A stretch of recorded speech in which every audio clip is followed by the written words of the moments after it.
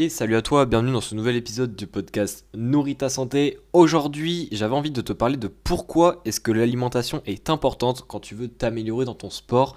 Alors c'est une thématique, c'est un sujet très vague, mais je voulais un petit peu t'en parler, te dire quelques informations globales. Et évidemment, je ne fais pas cet épisode pour rien, puisque mon livre, donc à l'heure, enfin du moins à l'heure où ce podcast est sorti, sort demain.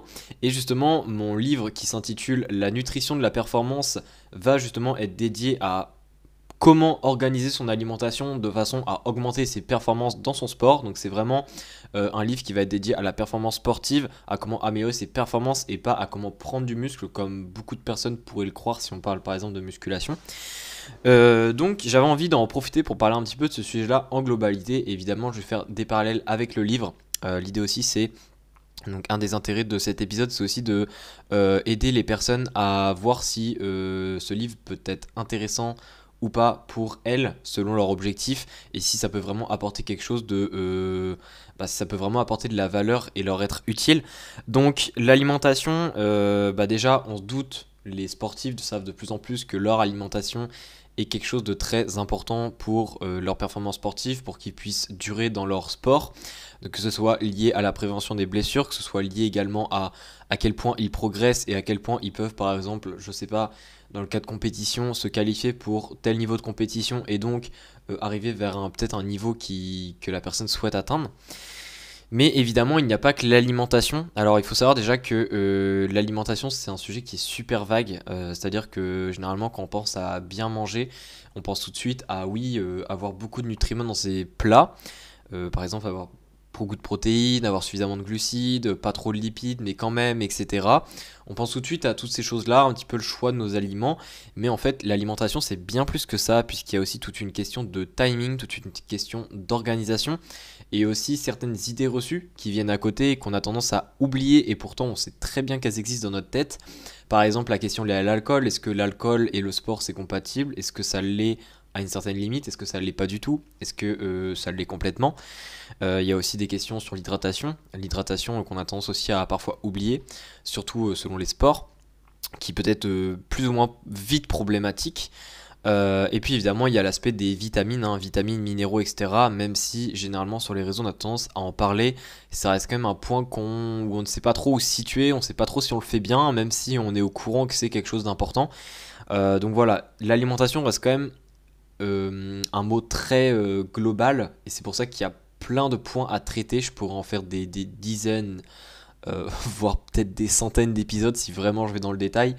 Donc ça reste un sujet très global, mais encore une fois, il n'y a pas que l'alimentation qui joue dans la performance du sport. Par exemple, dans le livre, oui, le livre s'appelle La nutrition de la performance, mais je ne vais pas essentiellement parler d'alimentation. Je vais par exemple parler de stress aussi. Euh, le stress qui pour moi a un impact important, et puis également tout ce qui est sommeil. Sommeil, c'est quand même aussi important, même si ça va pas être du tout le sujet central du livre. Tout ce qui est stress et sommeil, c'est qu'une toute petite partie. Donc ça reste quand même une minorité du livre, mais sinon le livre, voilà, va parler, comme je l'ai dit encore une fois, de toutes les composantes de l'alimentation, donc à la fois des macronutriments, protéines, lipides, etc. Donc ce qu'on connaît à peu près tous généralement quand on s'intéresse un minimum à l'alimentation parce qu'on est sportif.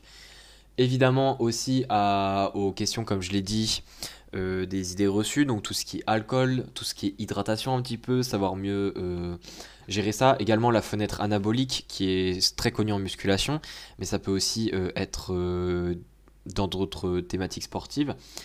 Et puis après, évidemment, il y a des choses beaucoup plus précises. Il y a par exemple les minéraux, il y a certaines vitamines aussi que je vais parler. Et puis il y a aussi tout ce qui est un petit peu comment gérer son alimentation, le timing, à quelle heure est-ce que tu dois manger avant tes séances, etc. Donc j'explique vraiment tout ça de manière détaillée dans le livre. Après, globalement, évidemment, il y a de quoi faire avec tous les épisodes du podcast que j'ai fait. Mais il faut comprendre que la performance sportive est une somme, c'est-à-dire que l'entraînement sportif va être une énorme partie de l'équation, parce que si l'entraînement est mal amené et mal composé, ça sert à rien d'avoir une alimentation top, ça sert à rien d'avoir un sommeil qui est top. Enfin, c'est pas que ça sert à rien, mais ça ne va pas avoir d'intérêt concernant la performance sportive, puisque c'est vraiment l'entraînement ici qui va poser problème. Donc voilà, encore une fois, il y a plein de choses à prendre en compte, mais je pense que le livre peut être intéressant. Donc là, encore une fois, j'ai dit c'est un épisode que je vais pas forcément donner énormément d'informations. Il y a beaucoup de choses à dire de toute façon si je devrais en faire un épisode. Ça serait très très long. Mais l'idée aussi c'est que j'essaye d'orienter un peu les personnes pour voir si le livre pourrait avoir un intérêt ou pas. Évidemment, il y a moyen d'avoir énormément d'informations que j'ai mis dans le livre à partir des podcasts, mais l'avantage du livre c'est que tout est structuré, il y a un ordre qui est logique, il y a des connexions qui sont logiques, alors qu'évidemment les épisodes, je lâche des épisodes par-ci par-là au niveau du podcast, et on va dire le travail de relier toutes les informations, le travail de mettre en ordre toutes les informations par ordre de priorité, par qu'est-ce qui a le plus d'impact, etc. Ça n'est pas concrètement dit à travers les podcasts parce que je peux pas le faire en fait tout simplement, c'est pas le bon format. Donc c'est aussi ça, on va dire, l'avantage et le plus du livre, principalement, même si dans le livre il y a aussi des tableaux un petit peu plus explicatifs qui sont beaucoup plus parlants parce que c'est quand même visuel, contrairement au podcast où c'est juste de l'écoute. Mais voilà, c'est pour ça aussi que je voulais expliquer, en profiter pour dire un petit peu l'intérêt du livre, pour qui est-ce que ça peut être principalement ce livre, et pour quelle personne ce livre n'a peut-être pas trop d'intérêt, ou du moins en a beaucoup moins. Donc les intérêts du livre c'est très simple, l'intérêt c'est pour les personnes, donc à la fois les sportifs qui sont assez confirmés dans leur discipline et qui souhaitent aller plus loin, donc peut-être atteindre un niveau de compétition, que ce soit aussi bien amateur mais aussi encore plus confirmé, ça dépend où est-ce qu'on part.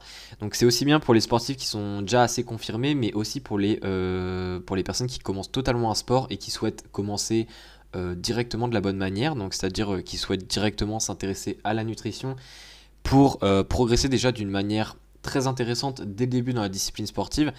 Et bien sûr, comme je l'ai dit, les sportifs confirmés, c'est évidemment pour aller au niveau d'au-dessus, c'est-à-dire peut-être qu'ils sont dans leur discipline depuis 2-3 ans au moins, mais ils commencent à voir que ça devient de plus en plus dur de progresser, et même si en soi c'est quelque chose de normal, ils sentent quand même que les facteurs qui limitent de plus en plus, c'est des facteurs externes à la séance en elle-même, donc c'est-à-dire l'alimentation, le sommeil, et évidemment le sommeil c'est... Même si le sommeil c'est quand même un sujet qui est compliqué, c'est pas mathématique, mais le sommeil, bon, au final, généralement c'est juste une histoire d'organisation personnelle, dans le sens où on doit juste dormir plus. L'alimentation c'est plus compliqué que ça, on doit vraiment connaître quoi mettre dans l'assiette, quoi mettre ensemble, pourquoi, quand ça, de quelle manière, etc., etc. Et tout ça évidemment ça a besoin d'être appris. Et c'est pour ça que la plupart des sportifs à un moment sont toujours amenés à s'intéresser un minimum à la nutrition s'ils veulent continuer à progresser dans leur sport et s'ils sont vraiment impliqués dedans. Donc en d'autres termes, ce livre-là, il est vraiment fait pour les sportifs de n'importe quel niveau, dans plutôt les sports de force, d'explosivité, c'est-à-dire que là, c'est pas un livre qui est dédié au... Enfin, il peut être dédié, mais c'est pas un livre qui est vraiment dédié aux sportifs d'endurance. Tout ce qui est Ironman, etc., c'est pas vraiment le livre qu'il faut parce que je parle plus des sports... notamment en exemple, le livre je l'ai un peu créé sous une forme d'histoire en arrière-plan, et c'est vraiment un sport de force en fait qui est pris en exemple. Donc les conseils que je donne aussi sont plus orientés vers les sports de force et d'explosivité, donc des efforts peut-être plus courts mais plus intenses. Voilà, pour tous les sportifs comme ça qui ont une volonté, c'est-à-dire quand je dis une volonté, ça veut pas dire qu'ils veulent faire de la compétition, qu'ils veulent faire du très haut niveau, mais qui souhaitent quand même s'améliorer dans leur sport, pas juste faire du sport comme ça une fois par semaine, juste pour se vider l'esprit, mais qui souhaitent vraiment aller au sport pour se vider l'esprit, mais aussi pour devenir meilleur après chaque entraînement. C'est vraiment, ce livre est vraiment fait pour ce type de personnes. Après, concernant on va dire le contenu du livre, en fait le livre il se décompose en deux parties, c'est assez simple et c'est pour ça que l'ordre du livre, etc. n'est pas choisi par hasard. C'est que pour traiter cette nutrition pour la performance, donc c'est-à-dire comment manger pour performer au final, eh bien c'est tout simplement une partie numéro 1 qui va traiter l'énergie qu'on va avoir durant l'entraînement. Donc l'énergie qu'on va avoir durant l'entraînement et qui a évidemment un intérêt pour la performance en tant que telle, puisque si on n'a pas d'énergie au début de sa séance, c'est pas la peine de commencer, je veux dire... Enfin, c'est pas que c'est pas la peine de commencer, mais c'est pas là où on va taper nos records, forcément.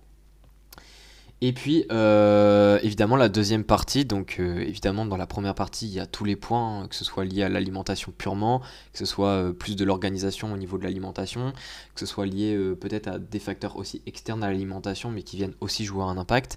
Bref, il y a des sous-parties, rien n'est fait au hasard. Et puis, il y a la deuxième partie, comme je le disais, qui est liée à la récupération, parce que oui, c'est bien d'avoir de l'énergie à son entraînement, mais si derrière, il nous faut 45 000 ans, donc je sais pas, mais 3-4 jours pour vraiment récupérer, là, ça pose problème quand on veut atteindre un certain niveau dans sa pratique, ou quand on a un nombre d'entraînements qui dépasse, qui va au-dessus de notre capacité à récupérer. Là, évidemment, les taux d'énergie vont être par la suite impactés, et au final, ça va pas fonctionner.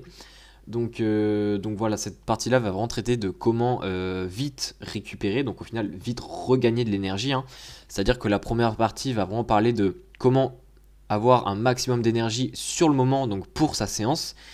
Et la deuxième partie, ça va être comment justement enclencher le plus rapidement possible, on va dire, hein, même si je vulgarise un petit peu, le processus de régénération, de récupération juste après la séance.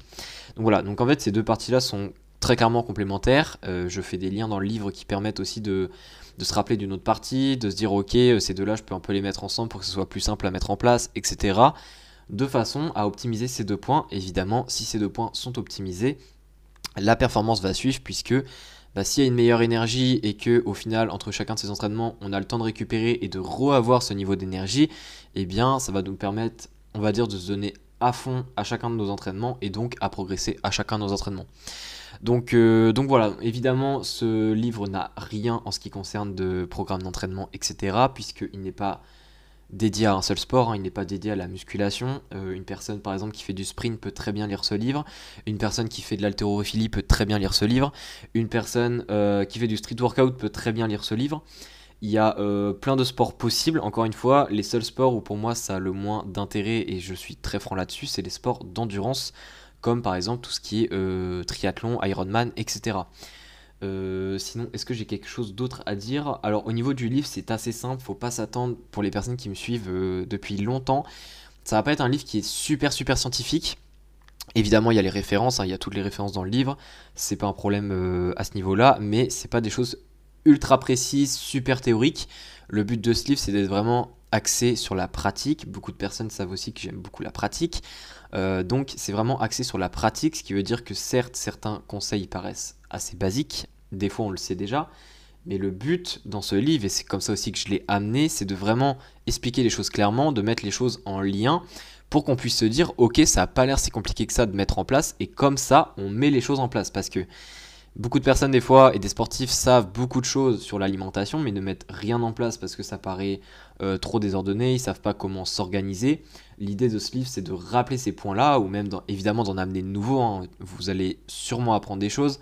Il y a quand même des choses que j'ai mis que généralement on ne sait pas, mais aussi de l'apporter d'une manière ordonnée pour que vous puissiez le mettre en place le plus facilement possible. Donc voilà, peut-être que je ferai d'autres livres par la suite, ça je sais pas, mais ce livre-là reste assez grand public, on va dire, c'est aussi le but, pour que ça puisse être un maximum compréhensible et un maximum applicable pour chacun des sportifs et des sportives. Donc voilà, après je pense avoir fait un peu le tour, hein. C'est vraiment un résumé très basique ce que j'ai dit, mais c'est juste un petit peu pour faire une petite présentation au livre. Évidemment pour plus d'informations, etc., tu peux toujours aller voir la page Amazon du livre, il est disponible sur Amazon, tu as juste à taper la nutrition de la performance, tu peux mettre aussi mon nom, tu peux mettre Raphaël Mini, tu vas le trouver. Et puis voilà, ta format numérique ou ta format papier, tu choisis lui que tu veux. Et sinon, concernant si tu as vraiment besoin de plus d'informations et que tu n'as pas l'information que tu as besoin, tu peux toujours me demander sur Instagram. Il n'y a aucun souci, je te répondrai avec plaisir. Et puis sinon, on se dit à la prochaine pour un prochain épisode avec davantage de valeur, parce que ici c'était plutôt aussi de la promotion de mon livre, hein, on va pas se mentir. Mais voilà, le prochain épisode, ça va être un épisode normal et on se retrouve mercredi du coup. Et on se dit à la prochaine. Allez, ciao.